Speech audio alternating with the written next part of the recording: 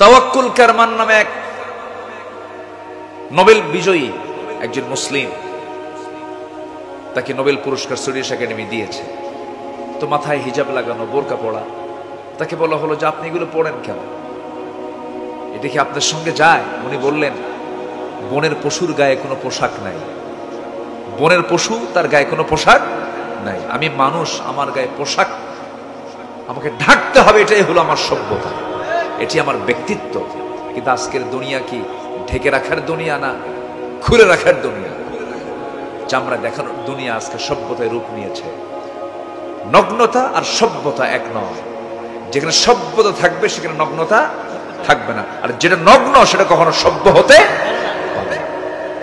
আপনার সন্তানকে আপনি পাহারা দেন, আপনার মেয়েকে আপনি ঢাকিয়ে ফেলেন, আপনার মেয়েকে সেই স্কুলে দিবেন না যে স্কুলে বোরকা নাই।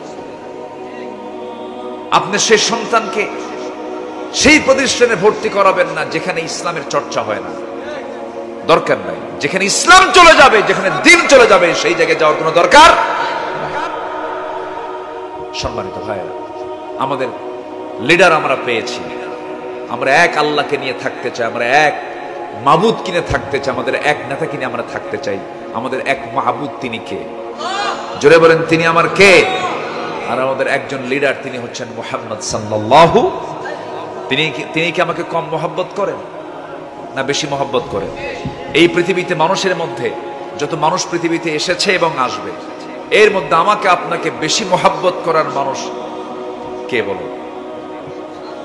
অনেকে চিন্তায় পড়ছে আমার আব্বা, অনেকে হয়তো মনে মনে ভাবতেছে নাকি আব্বা ভাবতেছেন নাকি আম্মা ভাবতেছেন? বলেন, এই পৃথিবীতে যত মানুষ এসেছে এবং আসবে, আমাকে ভালোবাসেন একজন সবচাইতে বেশি, তিনি কে?